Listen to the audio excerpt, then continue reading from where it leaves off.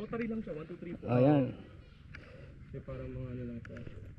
Dalin mo doon, Chu. Saan ba tayo papasok? Lilipat tayo ron, ano? Pwede siyang lagyan. Kung gusto mo lagyan ng clutch. Dito kami sa Palayan Natural Farm. So pwede tayo mag-event dito. Natural lahat dito. Makikita niyo yan, yung mga gulay na yan. Yan ang niluluto. Kaya kasi parang laruan lang itong bike. Parang alam bumili ng mga Dito yung owner manager kasama namin. Nagugustuhan niya yung PG1 aesthetics. So ako, like ako, 90 ako. Meron pa ako 60 na ang Pero naka ADV na siya ngayon, Honda ADV. Pero mas gusto raw niya tong PG1 sa dating. Oo, kasanay sa big bike yun eh. Dumaan ba sila rito? Hindi no? Hindi dumaan. Hindi nga dumaan eh. Sabi ko kay Ryan, pagkaanin niya man lang. Sige, kasi si Zort Moto, kasama ko yun sa grupo. Zort Moto, kasama siya ron eh sa PG1. Yung height niya. Kasama ko sa Premium Gears. Ayan si Sir Emil. Wow! Nagmukhang big bike sa kanya.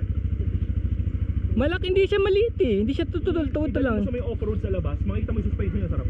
Tsaka yung sinasabi nilang magaan, di rin pala siya magaan. Mas magaan pala yung 1, 2, 3, 4, 4, 3, 2, 1. Emil. Dito kami sa Palayan Natural Farm. Napakagandang lugar. Papakita ko sa inyo yung likod ha. Meron tayong Sige. pwede natin kausapin si Sir Emil. Mag-deal tayo dito kung meron tayong event, motorcycle event. Open na open tong Palayan Natural Farm. Madaling kausap si boss.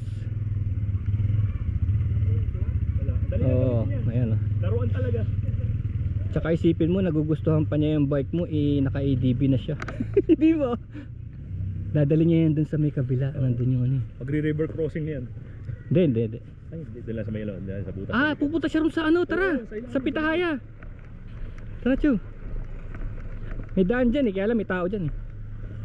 Dito may farm nila ng ano. Pupunta siya sa Pitahaya. Ayan o, yun yung butas o. So kaya ito tinawag na natural farm kasi ang pagkain dito natural. Ayan o, natural yan, walang fertilizer yan. Tapos dito yung mga gulay, kamatis, mga ganon. Yun o, PG1. Gamit ni Sir Emil Colesio of Natural Farm, Palayan Natural Farm. Ito yung Pitahaya Farm. Chu, halika, tignan mo yung Terminator truck. Ito. Itong Terminator truck, pwede ito sa loob ng bulkan.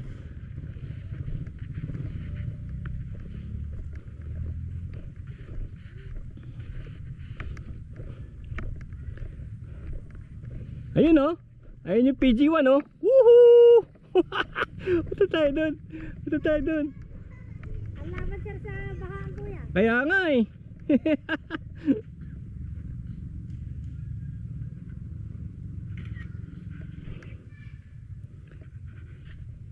So ito yung mga purent sa Palayan Natural Farm oh.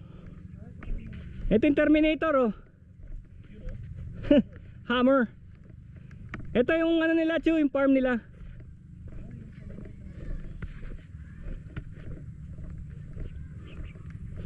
Ginagawa nilang, I think ginagawa nilang sabon at saka at saka wine. Marami yan dito eh. Marami yan dito sa lugar na to.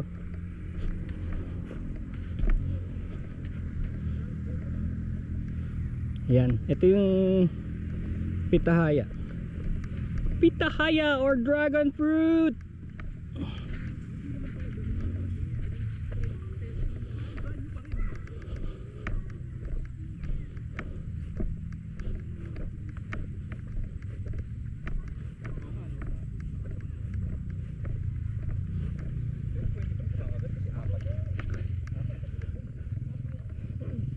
Wow, bagay na bagay. Diba sakto lang yung power, diba? Sakto. Magpapabili ako pa. Hindi bagay. Sakto lang. Tsaka gumanda to, Chu, nagpaganda to. Ganda. Kanina na, helpful ito eh. Kanina yung highway.